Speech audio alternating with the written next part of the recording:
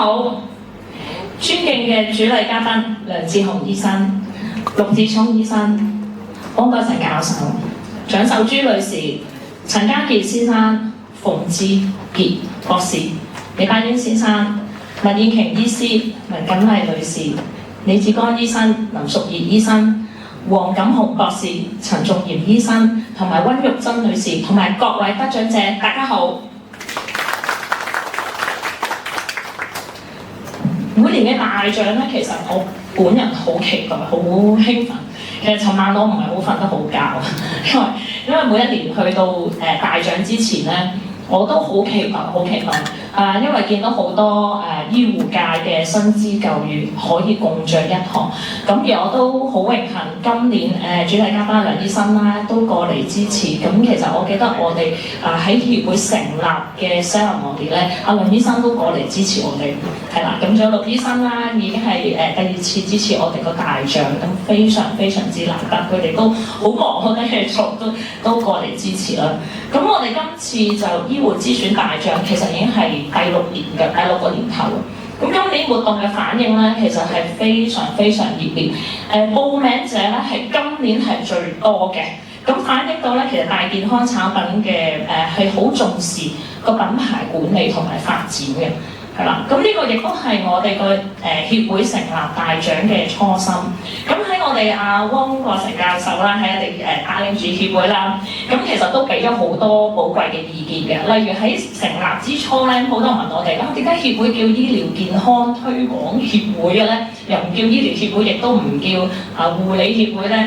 咁其實因為教授即係都同我哋講，其實咧我哋應該要透過一啲跨專業嘅醫護協作同埋交流，先可以咧真係有效咁促進呢個醫護界嘅發展，仲要令到社區健康。咁咧，所以我哋嗰個協會咧嗰個名稱就係香港醫療護理發展協會。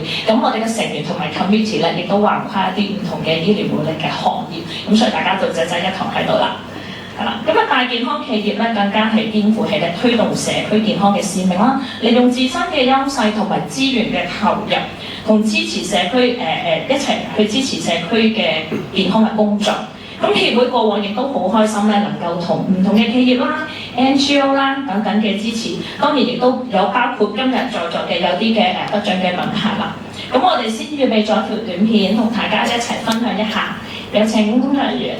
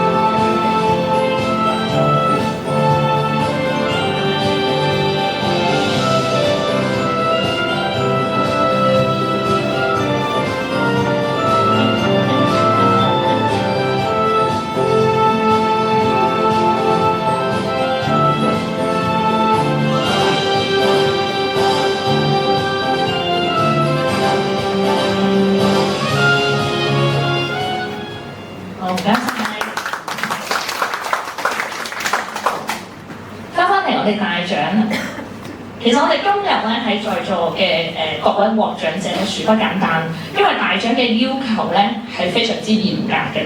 其實每一年咧，我哋嘅同事咧去處理一啲嘅申請表格時候咧，都覺得係有啲困難嘅，因為成日都俾人鬧，喂，點解我填咁多嘢啊？點解咁多嘢需要知道啊？過往嗰一年做過啲乜嘢嘢啊？真係我哋同事都好幫忙，係逐項咁樣跟，因為我哋都希望得獎嘅品牌真係可以俾公眾知道，過往嗰一年真係做咗好多一啲公益嘅嘢，對推動健康嘅事業。就算未做嘅品牌，我哋都希望佢哋參加嘅時候做多啲，鼓勵佢哋再做好啲咁樣嘅，係啦。咁啊，所以就同時辛苦啦。咁喺度咧，不如我哋都了解下我哋成個嘅賽事嘅評審準則啦。香港有唔少嘅健康企業，除咗提供優質嘅健康產品服務應付市民嘅需求之外，內部亦都推動健康文化，關注員工健康。對外就肩負住健康企業嘅責任，積極推動社區健康，為香港人嘅健康出一分力。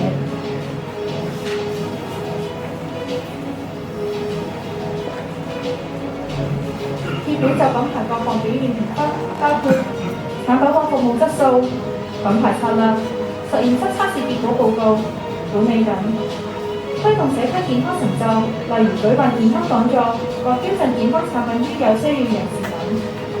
最後，評審就公司內部推動健康文化評分，例如員工健康福利、健康知識培訓，包括員工健康措施等。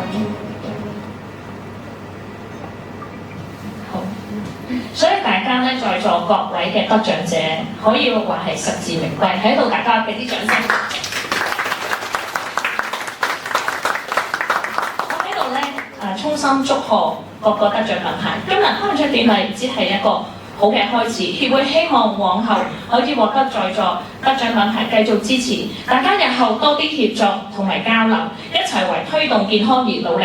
亦都感謝各位今日醫護同行一齊去出席，多謝大家。